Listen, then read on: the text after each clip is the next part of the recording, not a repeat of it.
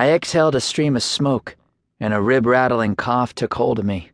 My chest ached, and my lungs sizzled. The burn in my throat intensified, and then relaxation began to seep into my pores.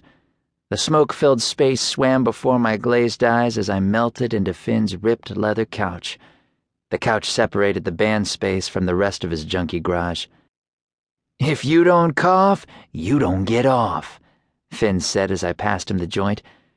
"So what happened with Ashley?" He took a hit. The tip of it lit up and crackled. "Did she blow you or what?" His voice was strained as he struggled to hold in the smoke before he finally blew it out and hit it again. "I don't want her mouth anywhere near my junk. Did you see that nasty blister on her lip last week?" She tried, but I wasn't having it.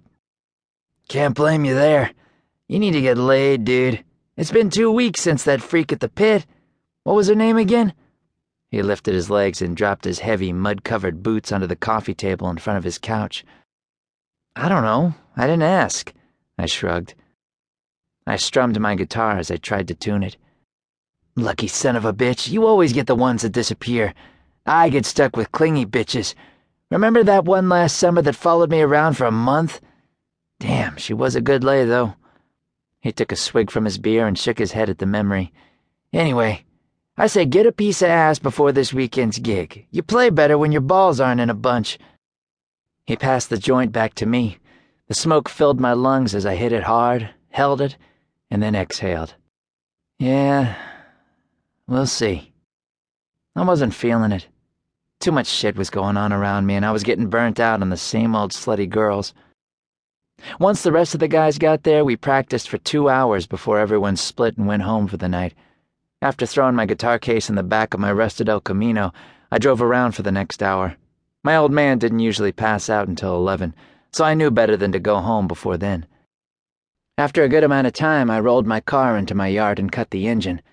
All the lights in our single-wide trailer were out, but I could see the flicker of the TV in the front window.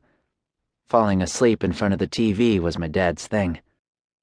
Drizzle splattered against my cracked windshield and streams of dirty rainwater started to run down my windows.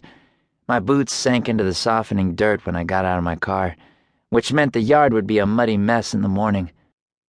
A stray cat ran from underneath the bottom step as I walked across the small stretch of front yard from my car to the front porch.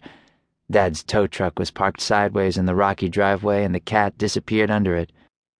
I crept up the broken wooden steps and stuck my key in the doorknob. The hollow aluminum door begged for some WD-40 as it creaked when I opened it. The door would be my demise one day, since it seemed to love waking my dad. The rotting plywood porch buckled under my weight before I stepped into the smoke-filled space. The scent of beer, Marlboro Reds, and motor oil filled my nostrils. I slipped through the cluttered living room to the hallway that went to my side of the trailer. Dad was passed out in my mom's old mauve recliner. The lights from the TV screen danced across his greasy face.